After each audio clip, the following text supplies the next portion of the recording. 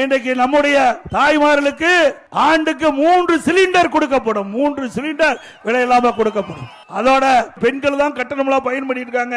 இனிமேல் ஆண்களும் நகர பேருந்துல கட்டணம் இல்லாமல் பயணம் செய்யலாம். நீங்க குடும்பத்துல கணவன் மனைவி போறாங்க, அப்புறம் மனைவிக்கு டிக்கெட் கிடையாது, கணவனுக்கு டிக்கெட் எடுக்கணும். இனி அவர்கிட்ட வேலையே இல்ல. கணவனும் மனைவியும் நகர பேருந்துல பயணம் செய்கின்ற பொழுது 2 பேர்களுக்குமே கட்டணம் இல்லாம பயணம் செய்யலாம்.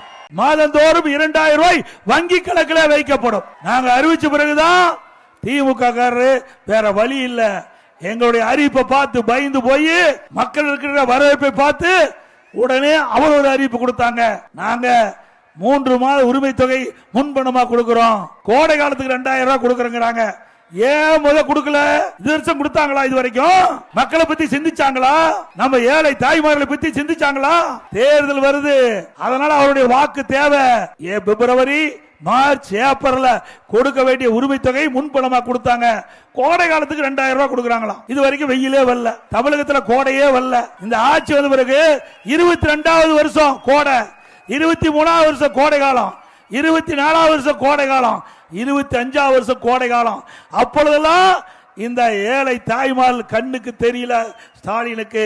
இப்ப தேர்தல் வருதுனால அந்த கோடை காலத்துல 2000 ரூபாய் கொடுப்பேன் என்று கொடுத்திருக்கிறார். உங்களுக்கு சும்மா கொடுக்கலீங்க, உங்களுடைய வாக்குக்கு விலை பேசி கொடுக்கப்பட்ட அரசாங்கம் திமுக அரசாங்கம். இன்றைக்கு மிகப்பெரிய பணக்கார குடும்பத்துல ஒரு குடும்பமா திரு ஸ்டாலின் குடும்பம் இருக்குது.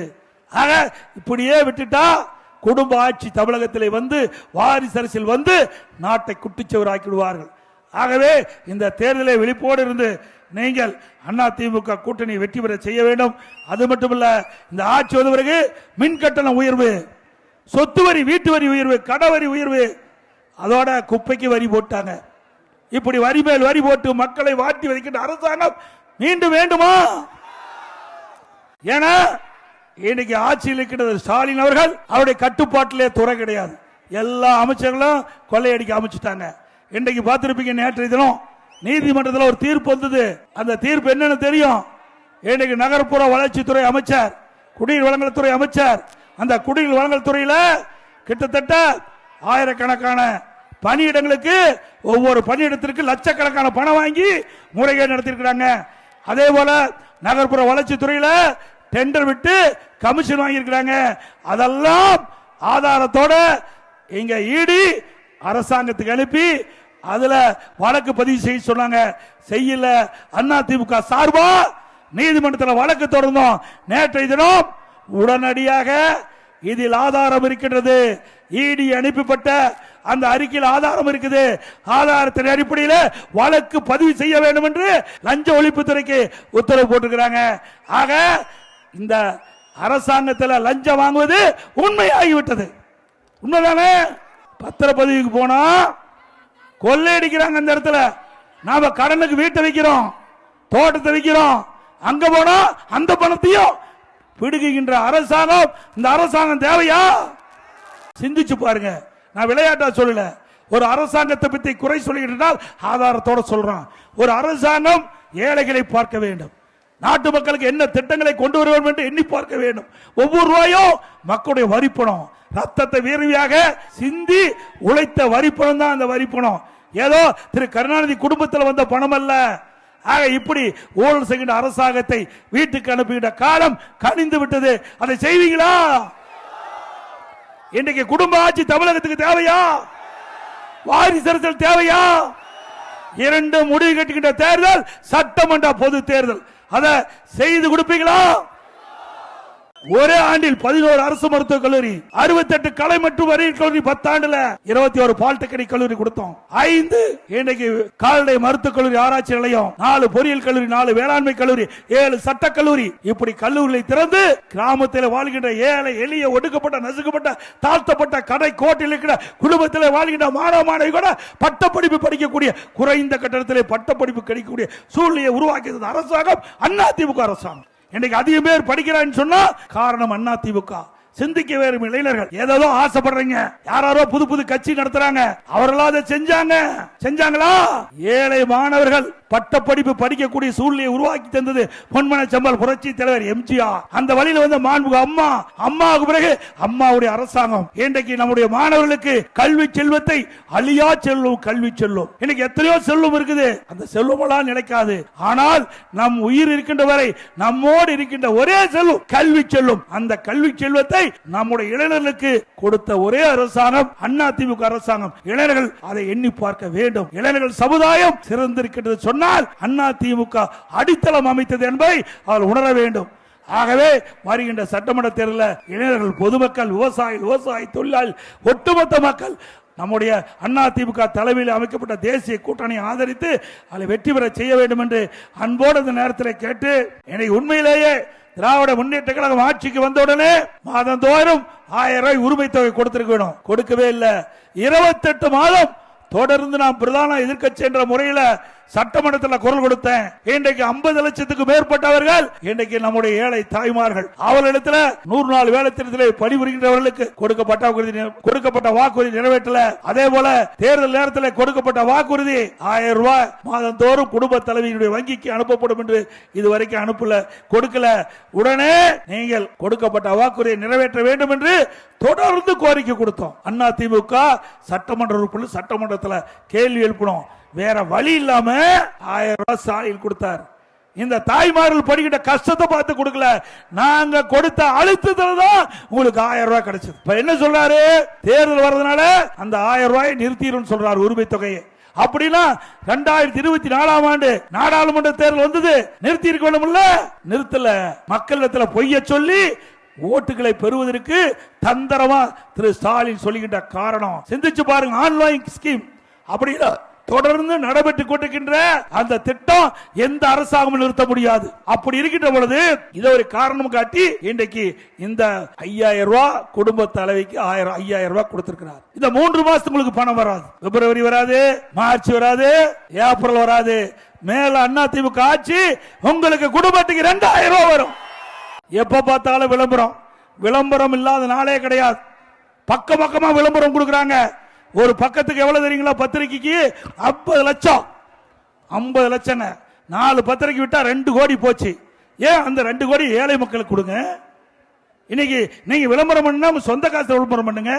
நான் விளம்பரம் கொடுக்க வேண்டாம்னு சொல்ல, ஒரு நாளைக்கு கொடுத்தா பரவாயில்ல. தினந்தோறும் மக்களுடைய வரிப்பணத்தை ஊதாரித்தனமாக செலவு பண்ணுகிற அரசாங்கம் தேவையா? நாட்டு மக்களுக்கு திட்டங்கள் கொண்டு வருவதற்கு நிதி இல்லைங்கிறாரு, மத்தியில நிதி கிடைக்கலைங்கிறாரு.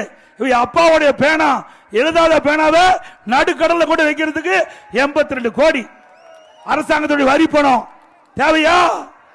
பேனா தேவையா? நீங்க எழுதாத பேனா எங்க வச்சா என்ன? எழுதுற பேனாவை அரசு பள்ளியில படிக்கிற ஏழை மாணவர்களுக்கு கொடுங்க, பாராட்டுவாங்க. இது அவருடைய வரி பணம். அது மட்டும் இல்ல, உதயநிதி ஸ்டாலின் கார் ரேஸ் நடத்துறார். தேவைங்களா? காலுக்கு செருப்பே இல்லாத பல பேர் இருக்கிறாங்க. நான் கிராமத்திலிருந்து வந்தவன், விவசாயி. ஏழைகள் எப்படி கஷ்டப்படுறாங்க என்று அனுபவ உணர்ந்தவன். அப்படி கஷ்டத்தை அனுபவிக்காதவர்கள் இவர் சென்னை மத்திய பகுதியில் கார் ரேஸ் நடத்துறார். 100கணக்கான கோடி அதுக்கு செலவழிக்கிறாங்க. இப்படிப்பட்ட அரசாங்கம் தேவையா? ஏழை மக்களுடைய வரிப்பணத்தை ஊதாரித்தனமாக செலவழிக்கின்ற அரசாங்கம் தொடர வேண்டுமா? அதோட இன்னைக்கு கொடுக்கப்பட்ட வாக்குறுதி எதுவுமே நிறைவேற்றல. எல்லாம் போராட்டம் ஆரம்பிச்சுட்டாங்க. விவசாயிகள் ஒரு பக்கம் போராட்டம், செவிலியர் ஒரு பக்கம் போராட்டம், தூய்மை பணியாளர் ஒரு பக்கம் போராட்டம், சத்துணவு அமைப்பாளர் ஒரு பக்கம் போராட்டம். தமிழகம் ஒரு போராட்ட களமாக இன்றைக்கு மாறிவிட்டது.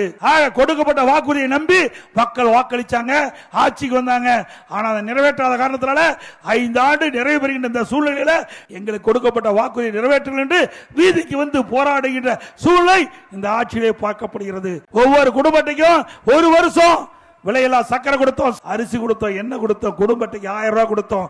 தை பொங்கல் வந்தது, எல்லா குடும்பத்துக்கும் முதல் 2500 ரூபாய் கொடுத்து அதிமுக அரசாங்கம். இன்னைக்கு கொரோனா காலத்தில் வேலை வாய்ப்பு இல்ல, அதை எண்ணி பார்த்து பொங்கல் தொகுப்போடு கொடுத்தோம். இது அதிமுக ஆட்சி. அந்த காலத்தில் அப்படி ஒரு அற்புதமான ஆட்சி கொடுத்தோம். அந்த காலகட்டத்தில் மாணவர் மன உளைச்சல் இருந்தாங்க. அவர்கள் எல்லாம் ஒரு வருடம் வீணா போயிட்டு சொன்னாங்க.